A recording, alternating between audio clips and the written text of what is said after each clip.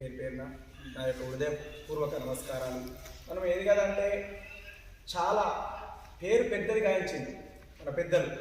మనకేం చెప్పింది కదంటే సుఖ బొట్టు పెట్టలేదు, సూడి గుర్రాన్ని ఎక్కలేదు, అడ్డ బొట్టు పెట్టలేదు, ఆడి గుర్రాన్ని ఎక్కలేదు, రడబోత జంజరము రాస పీటికంబు పాదంబు మూరెడు పద్మ గజరంబు గొల్లలు ఎక్కడ పోయినా కానీ తల ఎత్తుకొని గౌరవంగా బతికిన సొంటి కులము. ఎక్కడ పోయినా మనకిప్పుడు వీళ్ళు వచ్చి మన పూజల దాంట్లో మనం పిలుచుకొని మన ఇంటి దగ్గరికి వచ్చి వాళ్ళు ఏదో గొల్లగా తెచ్చుకొని పోతే మన వాళ్ళు కూడా వాళ్ళని పిలిచి మీ దగ్గర మాకు అంటు ముట్టు అనేది వెనుకట ఉండేదట. మా తాతలు చెప్పగా నేను కాస్త విన్నా. తర్వాత వాళ్ళు గొర్రెలను కత్తించుకొని పోతే గొంగలు నేర్చుకొని ఈ తిరుక్కుంటూ అమ్ముకునే వాళ్ళని మన పెద్దలు ఏం చేశారంటే, బాపు మా దగ్గరకు వస్తే పని ఉంది రండి అని చెప్పి ఆయన జగ్గిస్తే ఈ ఒగ్గు ఈ జగ్గు ఇవాళ మనదే అని అందరూ మోపైండు. మనది కాస్త తక్కువ అయిపోతున్నది, వాళ్ళది పెరిగిపోతున్నారు. రవీంద్ర భారతిలో పోతే నేను 2011లో ప్రోగ్రాం పెట్టుకున్నాను.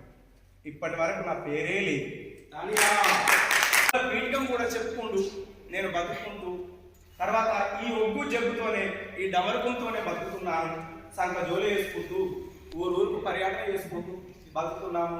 పోతే గత 2 సంవత్సరాల కింద ఈ మరి ఎక్కడ పోయినా కానీ కుర్మల దగ్గర రాజ్యం అవుతుంది, మన యాదవులు ఎట్లా అని జగిత్యాల జిల్లా నుంచి మనోజ్ కుమార్, తర్వాత ఈ పెద్దపల్లి జిల్లా నుంచి నేను కావటి భూమన్న గారు ఈ చేతులకెళ్ళి అందులో కొండరావి గారు కూడా ఉన్నారు. చేతులకెళ్ళి డబ్బులు పెట్టుకొని కాస్త పోగు చేసి మనం అందరికీ ఊరూరు తిరిగి పోగు చేద్దామని ఈ ప్రయత్నం చేసుకుంటూ వెళ్ళిపోతున్నాము.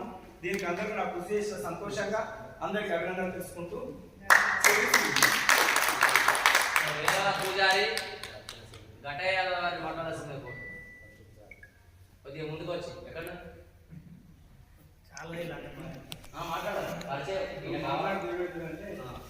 మన గుళ్ళు ఎక్కడ మన గురించి చెప్తారు. ఇవాళ ప్రాముఖ్యతమైన రోజు సంవత్సరీకము కొత్త ఉగాది. ఈరోజు ఈ సమావేశం ఏర్పాటు చేసిన మా పెద్దలందరికీ నా హృదయపూర్వక శనార్థులు. ఈ పెద్దలందరూ కలిసి ఇంత గొప్ప కార్యక్రమం పెట్టడంటే నేనైతే అదృష్టంగా వీళ్ళందరినీ కలిసి చూడడం వాళ్ళ ముఖాలు నాకు కనబడడం నేను ఎంతో అదృష్టంగా భావిస్తున్నాను. అందరు కులపరిచయాలు జరిగాయి. అయితే ఈరోజు వెనకబాటు అని యాదవులంతా తగలాడుతూనే ఉన్నారు. ఎందుకో నాకు అర్థం కాదు. కానీ వెనుకబాటు ఎక్కడ ఉన్నాయా? మనం నడిచేకాన్ని నడబట్టుకనే ఉన్నది. మన వాళ్ళు నడవాలి. ఇవాళ ఒక్కు పూజారిగా ఎదగడము, ఇంతమందిని కూడగొట్టి ఇక్కడ కావటి భూమన్న గారి ఆధ్వర్యంలో ఈ హౌస్ ఆధ్వర్యంలో ఇంత గొప్ప కార్యక్రమానికి కావలసుకొని వచ్చినమా? ఎందుకు ఉంటే రామనుకుంటూ వచ్చినమా? రావాలని వచ్చినాం కదా.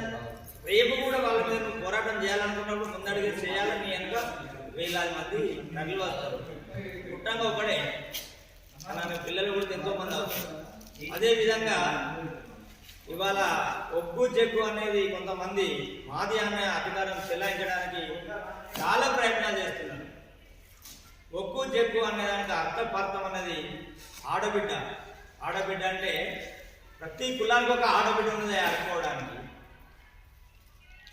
జాంబవంతుని కూడా ఒక డెక్కలని ఉన్నది, ఒక చిన్నని ఉన్నది, మాలమాస్తులు ఉన్నారు. అందులో ఒగ్గు పూజారిగా కులం మీద ఆడుకోవడానికి దేవుని ఆడుకొని పోయి దేగము అని ఆడుకొని బతకడానికి మేము కూడా ఒక ఆడబిడ్డలే. కానీ మరి వేరే జాతి ఎవరైనా ఆడుకుంటారా? రమ్మని అని చూద్దాం. ఏ కులం మీద కలిసి నేను ఒగ్గున్నాయని బిచ్చం అడుగుతాను అడగను. పట్టణాలు ఏంటంటే పైసలు ఉన్నాయి కాబట్టి నేను ఒగ్గు నేను జగ్గుని ప్రతి వాడు జగ్గు పట్టుకొని వచ్చి పోరాట యోధులయ్యి 4 సార్లు ముందుకు వచ్చేసరికి ఆయన పరిచయమై పెరిగిపోతున్నాడు. దాన్ని ఖండించండి, మీరు నడవండి. దాని ఎందుకంటే ఎవరు ఉన్నారు అనేది వాళ్ళు వస్తారు. పుట్టంగా ఒకడే, పెరగంగా ఎంతో మంది ఉంటారు.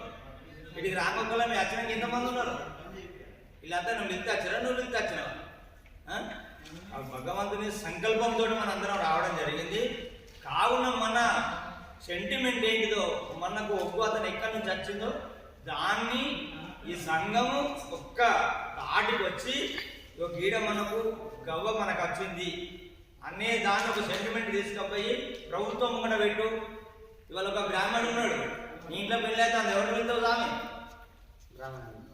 మరి ఒక గోడికాడ మల్లాల దేవుడు ఉన్నాడు, మరి అయ్యగారు పోయి ప్రదక్షిణ చేస్తాడు, మరి ఆయన ఎవరు అంటలేరు. ఇప్పుడు ఒక పూజారి పట్టణం అయితే కావాలి, లింగం పెట్టినేమో అయ్యగారు కావాలి, మరి అయ్యగారు అంటలేవు కదా. ఇంకోటి నిధించే ముందు ఇంకోటి కూడా ఆలోచించాలి మనం. కాబట్టి ఏకదాటి అనేది రావాలనే ప్రయత్నం చాలా చాలా వరకు నేను కూడా కొన్ని సంవత్సరాలు పోరాడిన, సంఘాలు పెట్టిన, దాంట్లో నాకు ఎంతో అవమానం జరిగినా, ఎదిరించినా, కొట్లాడినా, ఇప్పటికి కూడా కొట్లాడుతూనే ఉన్నా. ఇప్పటికి కూడా వాళ్ళ మీద కొట్లాడుతూనే ఉన్నా నేను. కాబట్టి మనకైతే అధికారం ఎక్కడ ఇచ్చిండో దేవుడు ఆ అధికారాన్ని తీసుకుపోయి ప్రభుత్వం కూడా పెట్టుంది. ప్రభుత్వం ఎందుకు ఒప్పుకోదా అప్పుడు అడుగుదాం. ఇలా రకరకాలుగా నేను ఒకరి గురించి మాట్లాడలేదు. ఒక బైండ్లతను ఉన్నాడు హైదరాబాద్లో, మావురాలు ఎల్లమ్మ అనేది ఒకటి ఉన్నది. అక్కడ పోయి బ్రాహ్మడు పెళ్లి చేస్తాడు. మరి ఎల్లమ్మను కొలిసేది ఎవరు? బైండ్లతనే కదా. మరి నాకు అధికార అచ్చాడలేదు అక్కడ. అంటే ఆయన మందు ఆయన మాత్రం మదమాసం తిన్నంత మాత్రం వాడు దూరం అయిపోయినా దాన్ని వ్యతిరేకం చేయాలి. గవర్నమెంట్ ప్రకారంగా మనం కొట్టాల్సిన బాధ్యత మనది ఏంటి అంటే, మన సెంటిమెంట్ అనేది ఎవరికి సున్నాయి ఉంటుంది, గంగిరెద్దులైనా ఉంటుంది, దింపు కొట్టిన సార్థకాలు ఉంటాయి. సార్థకాల కంటే ఈయన ఉంటుంది అలా ఒక అర్థం కావట్లేదు మీకు, పైసలు అర్థమవుతున్నాయి. కాబట్టి మనకు కావలసిన హక్కులు ఎన్ని ఉన్నాయో ప్రతి మల్లికార్జున స్వామి అనే పేరు పొందిన కాడ ఒక్క పూజారి అనే వ్యక్తి ఉండాలి. ఇటు తిరగండి. ఒక్క పూజారి అనే వ్యక్తి మల్లికార్జున స్వామి గుడి కాడ ఉండాలి. ఏ బ్రాహ్మడు ఉండొద్దు. ఒక్క పూజారి ఎవరికి అధికారం ఉంటే వాడే ఉండని. విన్నావా? నీకుంటే నువ్వే ఉండు, నాకుంటే నేనే ఉంటా. ఎవరికి అధికారం ఉంటే వారే ఉండాలి. దానికి ఏ ప్రకారంగానైతే మీరు గవర్నమెంట్ మీద కొట్లాడుతారో దాన్ని ఒక లిస్టు రాసి దాని సనాతనం రాసి తిరిగండి. మనం పెద్దలు అంటున్నారు, మన జడ్పీటీసీ కాంచి మొదలు పెడితే ఎంపీటీసీ కాంచి మొదలు పెడితే మన మీద కొట్లాడాలనుకుంటారు. నువ్వు వాళ్ళని ఏం లేదు కదా. నీకైతే నువ్వు చేసుకో, ఒక కాగితం రాసి చాలా చేతికి ఇవ్వండి. అది కావాలి కానీ ఏడు తింటాను ఆడు తింటాను దీక్షత కాకపోతే ఇంకోటి చేసుకుంటాడు.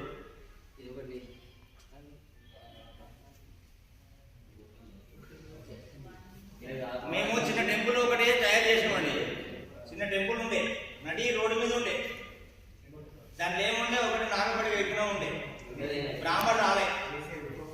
మేము పోయి దాన్ని ఏం చేసినామంటే చిన్న లింగం పెట్టి దేవుడు పెట్టుకొని మేము దాన్ని చేసినాం. అయ్యగారు వచ్చి కూర్చున్నాడు. వారికి ఈ ఉగాది పురస్కారం రావడం చాలా సంతోషకరం. అందులో కుల బాంధవులందరికీ కూడా మరొకసారి ఆయన తరఫున, నా తరఫున, మా యాదవ్ ఉప్పు పూజారుల సంక్షేమ సంఘం తరఫున ఒకసారి హృదయపూర్వక నమస్కారాలు. ఉప్పు పూజారులు భూమన్నకు శుభాకాంక్షలు తెలియజేస్తూ ఒక్కొక్క నిమిషం మాట్లాడాల్సిందిగా మారుతి యాదవ్ గారు. కళాకారులతో సత్కరించడం అంటే భావాంతంతో ఆశీస్సులు తీసుకున్నట్టుగా భావిస్తుంది. భగవంతునికి ఏ విషయం కానీ ఈ సమాజంలో కానీ ఈ విశ్వంలో జరిగేటువంటి అనుసంధానమైనటువంటి తత్వం మీ దగ్గర ఉంటుంది కాబట్టి ఆ ఉద్దేశంతో నేను మాట్లాడినా. అట్లాగే ఇంకొకటి ఏంటి అంటే, నేను రవాణా పేరు కానీ మనకు కొందరు గుల్లపల్లి ఇంకా ఫోన్ చేస్తాం మనోజారి వాళ్ళందరూ చేసినప్పుడు ఇది నేను ఒక 5-6 సంవత్సరాల క్రితం ఒక సందర్భం చెప్పినాను. ఎందుకోసం అంటే కొన్ని వృత్తులు ఉంటాయి, కొన్ని కళలు ఉంటాయి. వృత్తులకు సంబంధించి నాదే అని వాళ్ళు వస్తారు. మళ్ళీ దాన్ని యాక్టిఫై చేసి ఇది నేనే అని. ఎందుకంటే ఈ విశ్వంలో మీరు ఏదైనా చూసుకోండి, భగవంతుడే నేను ఎవ్వరం ముఖం చూడ యాదవుని ముఖం చూస్తా ఫస్ట్ అని భగవంతుడే కోరుకున్నాడు అని. అంటే యాదవులకు విశ్వవ్యాప్తం చేయాలని చెప్పేసి మీ ద్వారానే జరుగుతుంది ఒకటి. ఇంకొకటి ఏంటంటే, మీరు మొన్ననే సార్ కూడా వాస్తవాన్ని కూడా డిస్కస్ చేసింది. ఈ కళలకు సంబంధించి మన దగ్గర సంఘం జరుగుతుంది. ఉప్పు కళ కావచ్చు, ఇంకా ఏ కళలైనా కొంత మిళితంగా లేదు అని మందభాస్కర్ అని నాకు తెలిసి రాయన కూడా డిస్కషన్ చేసి చాలాసేపు మాట్లాడారు సార్తో. దీని నిర్మాణానికి మనం ఉండాలి. ట్రస్టుకు రేపు ఆ నిర్మాణంలో వీళ్ళు కూడా భాగస్వామ్యం లేదు. మనం అందరినీ భాగస్వామ్యం చేసుకొని ఒక పెద్దపల్లి జిల్లా వ్యాప్తంగా చేసుకోవాలి. ఇంకొకటి ఏంటంటే, ఒక మీ మీ మీ దాంట్లో మీరు వండుకుంటా ఉమ్మడి జిల్లా అంటే అది సముద్రంలోకి అవుతుంది. మా సముద్రం. అయితే పెద్దపల్లి అయితే ఏంటంటే ఎట్లా పడితే అట్లా మనం దింపుకోవడానికి ఉంటుంది. ఏ రకంగా అంటే ఆ రకంగా సాధించాల్సి ఉంటుంది. నేను ఏమంటానంటే పరతాలన్నాను పెద్దలు చాలా ఈ అంత ముందుకు నాకు తెలిసి ఒక్కు కళాకారులను బాగా ప్రోత్సహించిందల్లా పరతాలన్న పదం మీకు తెలుసు. చాలా సంవత్సరాల క్రితం మనం రావప్పుడు కానీ ఇక్కడ చూసుకున్నాం కదా, అటువంటి పెద్ద ఆయన మీరు ఒక అండగా పెట్టుకుంటే కొంత అన్నిటికీ అన్ని రంగాల్లో కూడా కొంత సపోర్ట్గా మీకు దొరుకుతుంది. ఒకటి ఏదైనా కార్యక్రమం ఉన్నా కానీ ముందుకు తీసుకెళ్ళాలి. ఇప్పుడు వాస్తవానికి అన్న బీజేపీలో ఉంది, కేంద్ర మంత్రులతో కావచ్చు సార్, ఏ ఎట్లా ఉన్నా వాళ్ళకు అభినవ సంబంధాలు కొన్ని విషయాలను సాధించారు. ఎందుకంటే బీజేపీ అనేది కొంతగా హిందుత్వం ఈ మన సంప్రదాయాలకు సంబంధించినటువంటి వ్యవస్థను ఎక్కువగా ప్రేమిస్తుంది ఆ పార్టీ. అంటే మిగతా పార్టీని ప్రేమించడానికి కాదు, అన్నిటికంటే అది ఎక్కువ ప్రేమిస్తుంది. కాబట్టి అలాంటి వాళ్ళ సపోర్ట్ని కూడా మీరు తీసుకోవాలి. ఇంకొకటి మీకు నేను ఏమంటున్నానంటే, ఇప్పుడు ఊళ్ళో పట్టణాల వ్యవస్థలో వాళ్ళకు మన యాదవులు ఎంత అడుగుతాను ఇచ్చేటువంటి పరిస్థితి ఉంది. ఇలా గుళ్ళకాడ కథలు చెప్తే ఒక్కొక్కడ 1,50,000 కూడా తీసుకున్న సందర్భాలు, వాళ్ళు ఏది అడిగితే అదే ఇచ్చేటువంటి సందర్భం కూడా ఉంది. మరి ఆ కళలలో మనం ఎందుకుంటుంది, మనం ఎందుకు అక్కడ ఫస్ట్ వెనుకపోతాం? ఎందుకంటే డబ్బు ప్రధానమైనది. వాళ్ళకి ఆ డబ్బును మనమే ఇస్తుంది. మనం ఇచ్చి మనం ఏం చేస్తాను, మనం ఇంటికే ఆ చిన్న కత్తి పట్టుకొచ్చుకుంటారు, 2 పెద్ద కత్తులు పట్టుకొచ్చుకునేటువంటి పరిస్థితి మనమే కల్పిస్తాం. అంటే ఈ చిన్న కత్తి ఉన్నవారికి పెద్ద కత్తి మనమే కొనిస్తాం. కాబట్టి మీరు ఐక్యమైనందుకు నేను నాడు ఉండడం బాగా సంతోషం. ఫస్ట్ భువన్నకు కానీ రవణ కానీ వీళ్ళందరూ ఏంటంటే కళను బాగా ప్రేమిస్తారు. వాళ్ళకి ఇక్కడ కళల మీద ఏదైనా ఇరిటేట్ జరిగిన కోపానికి వస్తారు.